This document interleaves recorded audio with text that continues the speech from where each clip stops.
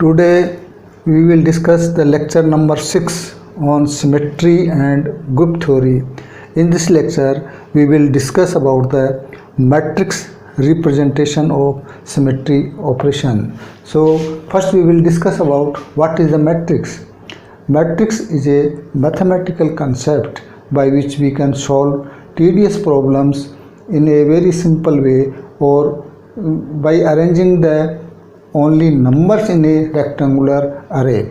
So we have to solve the simultaneous equations by traditional method or by matrix method. So these are the three simultaneous equations: x plus 4y plus 3z is equal to 3, 2x plus y is equal to 2, x plus 3y plus 2z is equal to 4. So if we solve these equations by traditional method, we have to eliminate each variable, that is x, y, z, one by one, and then we will get the value of x, y and z.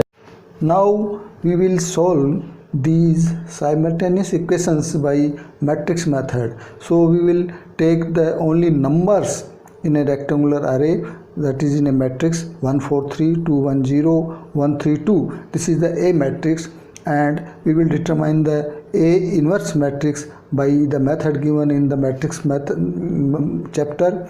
This will be this. So the value of xyz is equal to A inverse multiplied by the B matrix. So xyz is equal to this 2 1 minus 3 minus 4 minus 1 6 5 1 minus 7 multiplied by this matrix, that is 3 2 4, that is equal to minus 4 10 minus 11. So the value of x is equal to minus 4, y is equal to 10 and z is equal to minus 11. So this is the simple way by which we can solve the simultaneous equations. There are so many tough problems which can be solved by the matrix. Here we will discuss about the combination or multiplication of two matrices. For example, we are taking these two matrices and we have taken a very simple example. For the multiplication, there is condition that the number of rows in one matrix should be equal to the number of columns in another matrix. In multiplication, we will multiply first this element and this element plus this element and then this element. Then we will multiply this. So 2 into 4 plus 1 into 3. Now the second will be 2 into 2 plus 1 into 1. Next is 0 into 4 plus 3 into 3, and this is 0 into 2 plus 3 into 1. So we will take the one element of row and another element of column. So this will be the multiplication. This is the simple way by which we can multiply the two matrices. Now the another transformation matrix. So what is the transformation matrix? Any vector P can be transformed into another vector P dash by transformation matrix T. So if a P vector is 2 1, so it means x is equal to 2 and y is equal to 1. And the transform matrix is 2 1 minus 1 2. So if by transformation this matrix will change into 5 into 0. So by the multiplication of transformer matrix into initial matrix, P and P dash are two-dimensional vectors. Using Cartesian coordinates, that is x, y, z, or some position vector, we are able to define an initial position of a point or an atom. So if a initial point is represented by x, y and z, it will be shown by the matrix this. The initial vector is submitted to a symmetry operation and thereby transformed into some resulting vector defined by the coordinates x dash, y dash and z dash.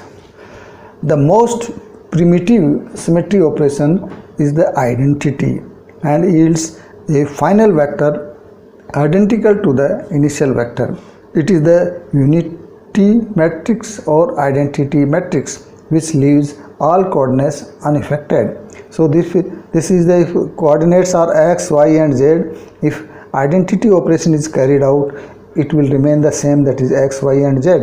This can be written by the equations 1x plus 0y plus 0z, 0x plus 1y plus 0z, 0x plus 0y plus 1z, and this equation can be represented by this matrix, that is 1 0 0, 0 1 0, 0 0 1 and x y z. So the transformation matrix for identity operation is this, and that is 1 0 0, 0 1 0, 0 0 1. In an algebraic context, this transformation is expressed a matrix which possesses the initial position vector. We write that final vector is equal to matrix multiplied by the initial vector. If we want to perform a reflection on the xy plane that is analogous to the horizontal plane sigma h, the coordinate z changes the sign.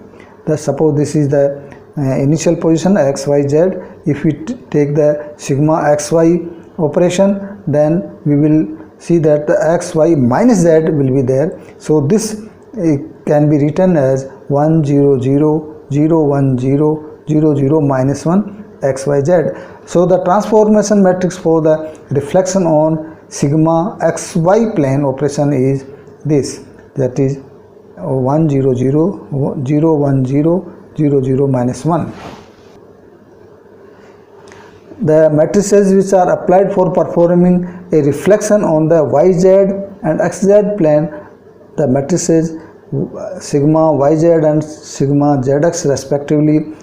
In sigma yz, x will be minus 1, and in this sigma zx, the y will be minus 1. So these are the two transformation matrix for sigma yz and sigma xz.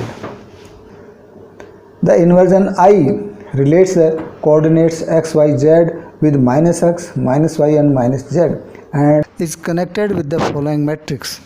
So this will be the matrix, the minus 1 0 0, 0 minus 1 0, 0 0 minus 1. Obviously, a twofold application of the inversion matrix yields the coordinates of the initial point x, y, z, which is reflected by E.